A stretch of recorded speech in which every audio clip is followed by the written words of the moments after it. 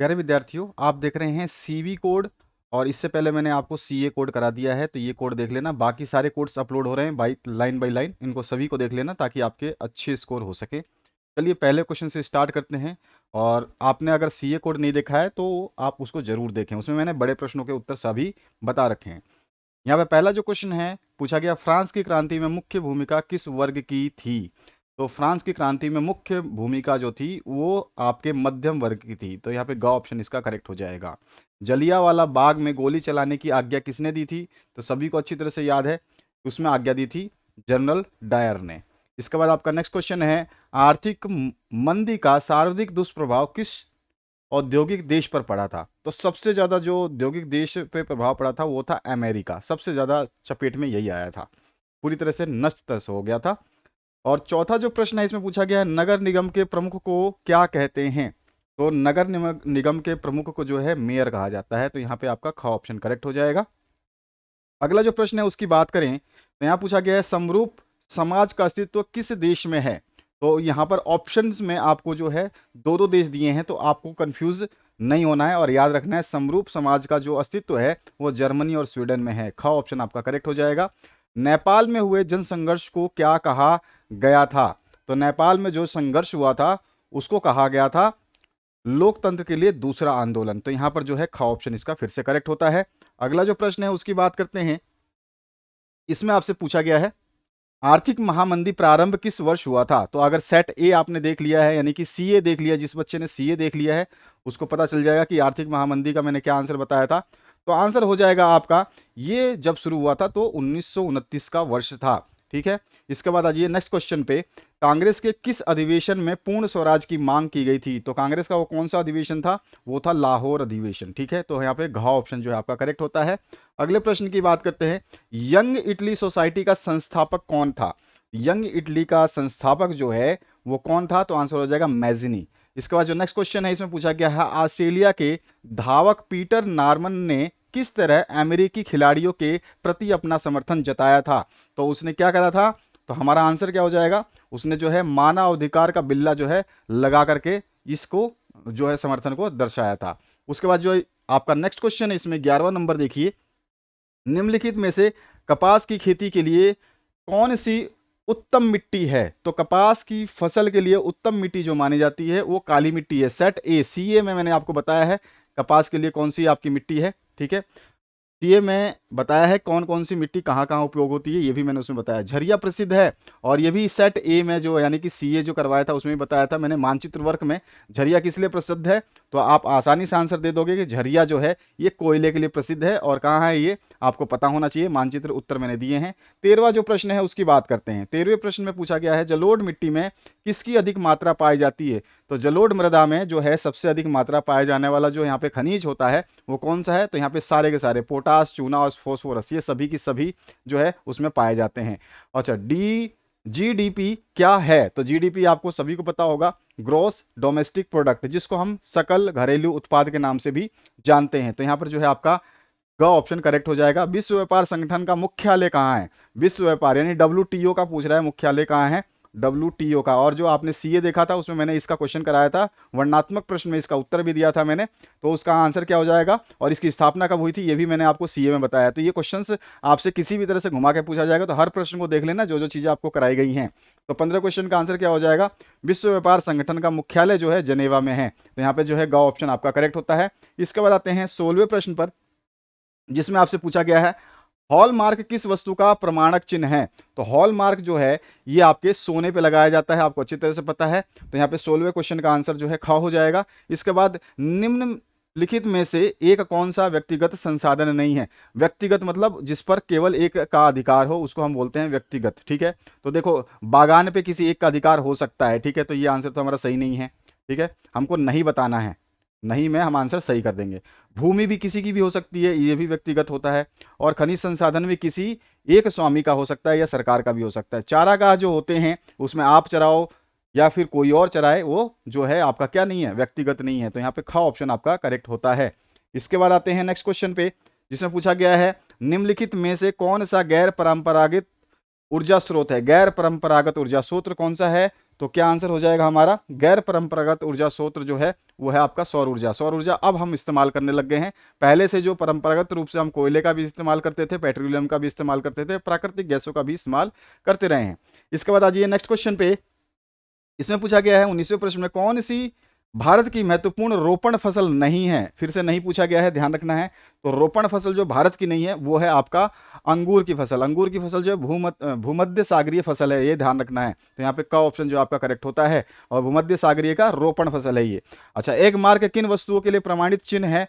तो egg mark जो है ये खाद्य पदार्थों पे लगाया जाता है। सभी को ध्यान रखना है इन सभी क्वेश्चंस को अच्छी तरीके से। जितने मैं सेट्स दे रहा हूं एक बार ढंग से पढ़ लेना, आप बिल्कुल 100 पे से 100 नंबर ला सकते हो, यानी कि 70 में से 70 पूरे नंबर ला सकते हैं। वर्णनात्मक प्रश्नों की बात करें तो वर्णनात्मक प्रश्न जो अब आपके सारे सेट्स डाल दिए जाएंगे, C A, C B, C D, C F और सी ई, जब उसके बाद में ये वर्णनात्मक प्रश्नों के उत्तर दे दूंगा। लेकिन मानचित्र के कार्य हम हर वीडियो में कुछ ना कुछ डिस्कस करते रहेंगे। हर वीडियो देखोगे तभी जाके मानचित्र का आपका कार्यक्रम पूरा होगा, और मानचित्र कर लिया तो समझ लो परसेंटेज बहुत बढ़िया आपकी निकल गई। तो यहाँ पे पहला जो क्वेश्चन है, जर्मनी के एकीकरण की प्रक्रिया का वर्णन कीजिए। तो जर्मनी के एकीकरण में प्रक्रिया थी क्या? तो जनरल सी बात है, आपको याद होगा जब जर्मनी का एकीकरण हुआ था तो सबसे इंपॉर्टेंट चीज याद रखिए, इसमें प्रशा की जीत हुई थी। किसकी जीत हुई थी? प्रशा की जीत हुई थी। ये आपको ध्यान रखना है, जर्मनी का एकीकरण में प्रशा की जीत हुई थी, और इस एकीकरण की प्रक्रिया जो है प्रशा की जीत के बाद में पूर्ण कर दिया गया था। और 1871 में 1871 में जो है इसमें वर्सराय में हुए एक समारोह के अंदर प्रशा के जो राजा हैं विलियम प्रथम, उनको जर्मनी का सम्राट घोषित कर दिया गया था। विलियम प्रथम, ध्यान रखना है, ये सब चीजें एमसीक्यू भी बनता है, इसलिए मैं आपको थोड़ा सा इसको बता देता हूं। जहां जहां जरूरत होगी वहां पे मैं डिस्कस कर दूंगा। अगला जो क्वेश्चन है, भूदान आंदोलन से आप क्या समझते हैं, आपको स्पष्ट करना है। इसमें अथवा पाठ रहेगा, ध्यान रखना है। 21वें प्रश्न में आपको अथवा पाठ, यानी कि आपका वर्णनात्मक प्रश्न में पहला जो प्रश्न रहेगा उसमें अथवा पाठ मिलेगा। इसी तरह से अगला जो प्रश्न रहेगा उसमें भी आपको अथवा पाठ देखने को मिलेगा। सामाजिक विभाजन से क्या आशय है? अगर आपने जो है यहाँ पर ये इसका अथवा पार्ट को, अगर आप इसका उत्तर में, इसमें से ज्यादातर उत्तर तो मैं सीए में दे चुका हूं, तो सीए पार्ट जरूर देख लेना। जिसने सीए नहीं देखा है उसको बता दूं, लोकतंत्र किस तरह उत्तरदायी, जिम्मेवार और वैध शासन सरकार गठन करता है, इसका आंसर भी मैंने आपको सीए में दे दिया है, पूरे के पूरे लिखित आंसर दे दिए हैं। जैव और अजैव संसाधन क्या होते हैं, कुछ उदाहरण दें। तो इसके आपको उदाहरण देने हैं।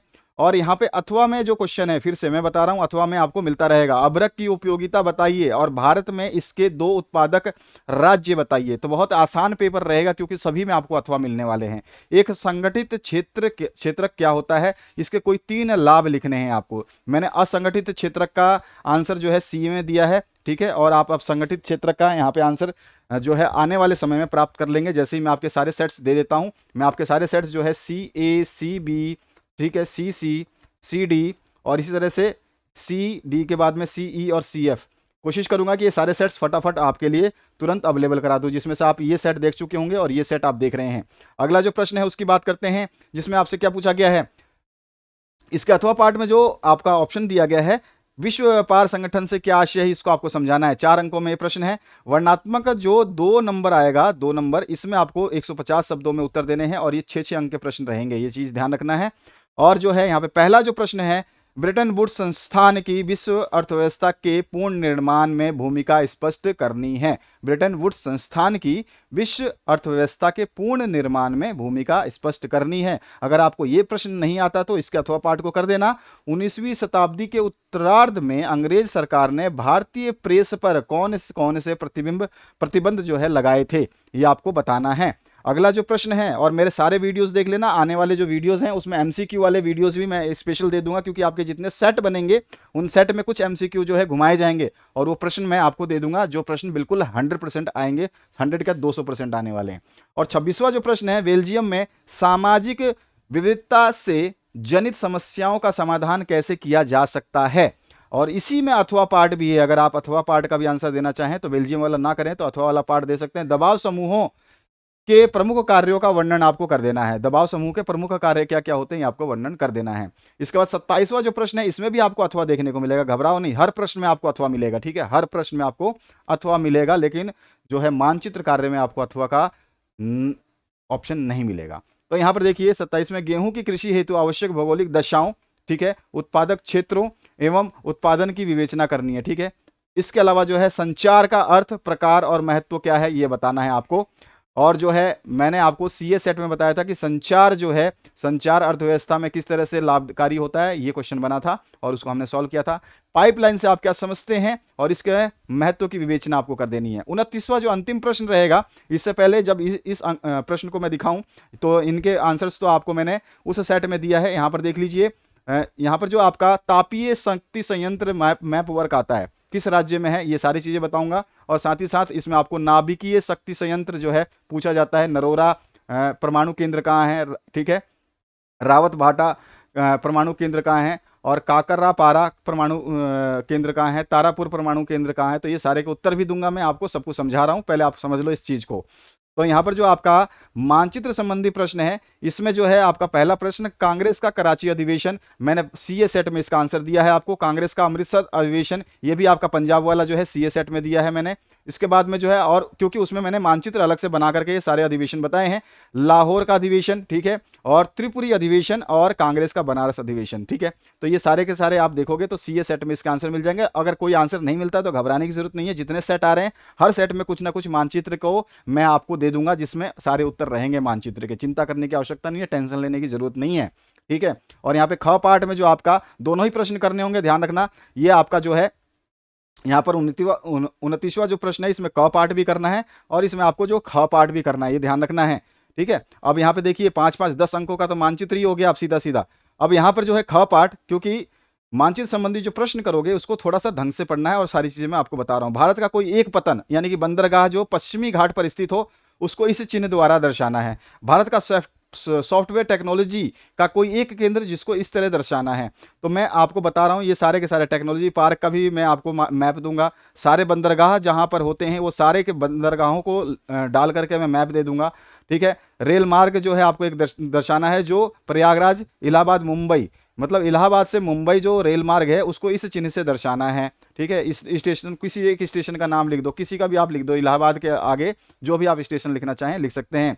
अभ्रक उत्पादक क्षेत्र को जो है इस चिन्ह से दर्शा देना है और पारादीप नगर को जो है इस चिन्ह से दर्शा देना है। तो ये तो आपका क्वेश्चन हुआ। लेकिन अब आगे आते हैं तापीय शक्ति संयंत्र, क्योंकि सारे सेट्स में बहुत क्वेश्चन अलग बनेंगे। ये मत सोचना कि हर सेट में जो है सेम मानचित्र वर्क आएगा, बिल्कुल नहीं आएगा। तो मानचित्र संबंधी प्रश्नों को ध्यान से समझें। और यहां पर देखिए, जो तापीय शक्ति संयंत्र है, अगर वो पूछता है सतपुड़ा कहां पर है तो मध्य प्रदेश में है, ठीक है। मध्य प्रदेश में कहां दिखाओगे तो मध्य प्रदेश में आप देखो, ये रहा मध्य प्रदेश बीच में रहेगा, ठीक है। तो यहां पर आप मध्य प्रदेश दिखा दोगे, ठीक है। क्लियर हुआ ये?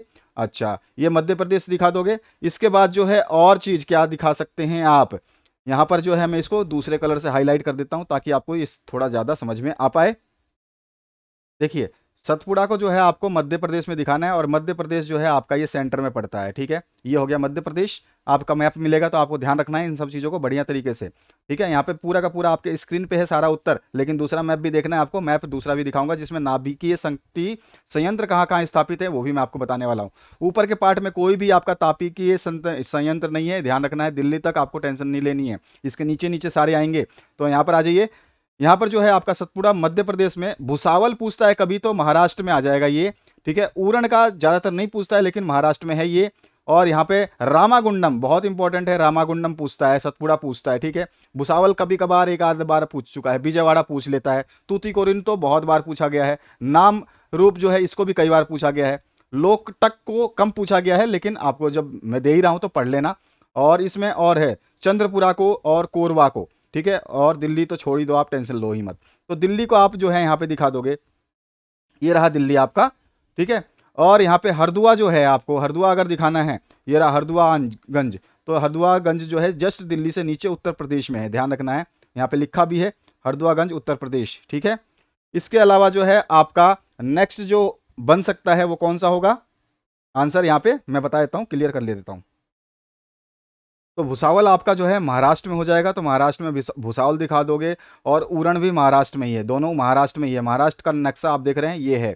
और उसके अलावा जो है रामागुंडम जो है आंध्र प्रदेश में है, विजयवाड़ा भी आंध्र प्रदेश में है। दो चीजें आंध्र प्रदेश में है, दो चीजें महाराष्ट्र में है, ध्यान रखना। मध्य प्रदेश में केवल एक है, ये चीजें थोड़ा सा ध्यान रखना है आपको। तमिलनाडु में भी एक ही है, आसाम में भी एक ही है, मणिपुर में भी एक ही है, अरे सॉरी आसाम में दो है, ठीक है, ये आसाम में दो है। और उत्तर प्रदेश में तो आप जानते ही हैं, ठीक है। तो उत्तर प्रदेश में तो आपका ये हो गया, और झारखंड में और छत्तीसगढ़ में और दिल्ली में, ठीक है। तो ये सारे के सारे आंसर्स आप देख ही रहे हैं। तो यहाँ पर जो है आंध्र प्रदेश में कौन कौन सा है, रामागुंडम है, ठीक है, और विजयवाड़ा है। दोनों को एक रामागुंडम यहाँ दिखा दोगे, ऊपर की तरफ दिखा सकते हो, कहीं भी दिखा दो कोई दिक्कत नहीं है, बस मैप को ध्यान रखना है कि इस बाउंड्री के अंदर दिखाना है। और विजयवाड़ा जो है इसके जस्ट थोड़ा सा नीचे है। इसके अलावा जो है आपका नेक्स्ट अगर आप देखें तो तमिलनाडु तूतीकोरिन, ठीक है, तूतीकोरिन जो है आपका बिल्कुल बहुत ज़्यादा पूछा जाता है, सबसे नीचे है जहाँ पर ये आपका मैप खत्म होता है, और साथ ही साथ जहाँ पे श्रीलंका होती है उसके जस्ट बगल में तूतीकोरिन तमिलनाडु, ठीक है। इसके अलावा जो है नेक्स्ट पार्ट में आपसे और बता दूं, नामरूप जो है आसाम में है। आसाम आपको ये वाला मैप जो दिखाई दे रहा है, मैं अभी रेड कलर में इसको कर रहा हूँ हाईलाइट, इसको देखिए, ये जो है आपका आसाम है, ठीक है, यहाँ पे है नामरूप। और उसके अलावा जो आसाम में एक और है बोगई गांव, ठीक है, बोगई गांव जो है ना यहीं पर नीचे की तरफ इसी के जस्ट बगल में ही है। इसके अलावा और जो आप बताना चाहें तो इसमें आपका एक मणिपुर में लोकटक है। मणिपुर में कौन सा है, लोकटक। बोगई हमने देख लिया, नामरूप हमने देख लिया, दोनों के दोनों आसाम में है। और लोकटक जो है ये मणिपुर में है, और मणिपुर जस्ट इसके नीचे है। तो यहाँ पर जो है आप देख रहे हैं ये मणिपुर है छोटा सा, और यहीं पर है लोकटक, ठीक है। उसके अलावा जो है हरदुआ गंज जो है आपका, वो उत्तर प्रदेश में बता चुका हूँ, ये आपका दिल्ली है, पहला तो दिल्ली है, उसके नीचे हरदुआ है। उसके अलावा जो है चंद्रपुरा, ये झारखंड में है। झारखंड जो है आपको देखने को मिलेगा इस जगह पे, ये जो है आपका बिहार के नीचे जो है ये झारखंड है, ठीक है, ये है आपका झारखंड। इसमें आप कहीं भी दिखा दोगे, मान लो यहाँ पे दिखा दो ऐसे, ये झारखंड में हो गया। और कोरवा, कोरवा जो है छत्तीसगढ़ में, झारखंड के जस्ट बगल वाला, तो ये है आपका छत्तीसगढ़। मैप को थोड़ा बढ़िया तरीके से एक बार स्टडी कर लेना।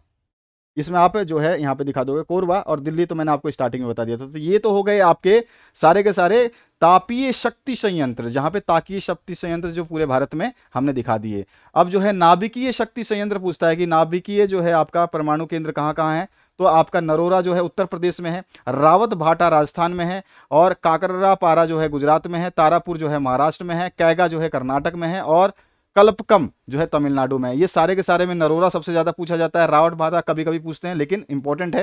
काकरपारा बहुत बार पूछा जाता है, तारापुर तो हमेशा ही पूछा जाता है, और कल्पकम भी बहुत ज्यादा पूछा जाता है। कैगा जो नया है ये हो सकता है आपसे पूछ ले, ये कर्नाटक, ठीक है। तो यहाँ पर जो है इसके सारे का आंसर है राजस्थान में रावत भाटा, यहाँ पे दिखा दिया इस चिन्ह से, यहाँ पे त्रिभुज जैसे चिन्ह से दिखा देना है अपने को, जो भी चिन्ह बोले उसी चिन्ह से दिखा देना है। नरोरा उत्तर प्रदेश में जो है यहाँ पर आपको दिखा देना है, नरोरा आ जाएगा। महाराष्ट्र में तारापुर आ जाएगा बिल्कुल कोने पे इस साइड में, ठीक है, इसके जस्ट ऊपर गुजरात है।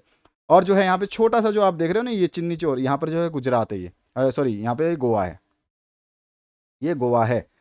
और इस गोवा के बगल में जो ये कर्नाटक एरिया है ना, यहाँ पर जो है आपका कर्नाटक में क्या है, तो यहाँ पे कैगा है, ठीक है, कर्नाटक में क्या है, कैगा है। तो यहाँ पर जो है आपका कर्नाटक में यहाँ पे दिखा दोगे कैगा। और उसके अलावा जो है तमिलनाडु में आपका कलपकम है। तो तमिलनाडु में कलपकम देखो नीचे की तरफ नहीं है, ध्यान रखना, यहाँ पर ऊपर की तरफ है तमिलनाडु में, इस जगह पे जो है कलपकम है, थोड़ा सा ध्यान रखना, मैप वर्क सही करना है आपको। और उसके अलावा और कुछ बचता नहीं है, हमने 1 2 3 4 और 5 कर लिए, और कोई है, और कोई, हाँ एक है आपका काकरपारा। काका काकरापारा जो है ये गुजरात में है, जस्ट इसके ये गुजरात में यहाँ दिखा दोगे तो भी चलेगा काकरापारा, ठीक है। तो इस तरह से ये आपके 1 2 3 4 5 6 जो है ये हो गए, हमने 1 2 3 4 5 देन 6।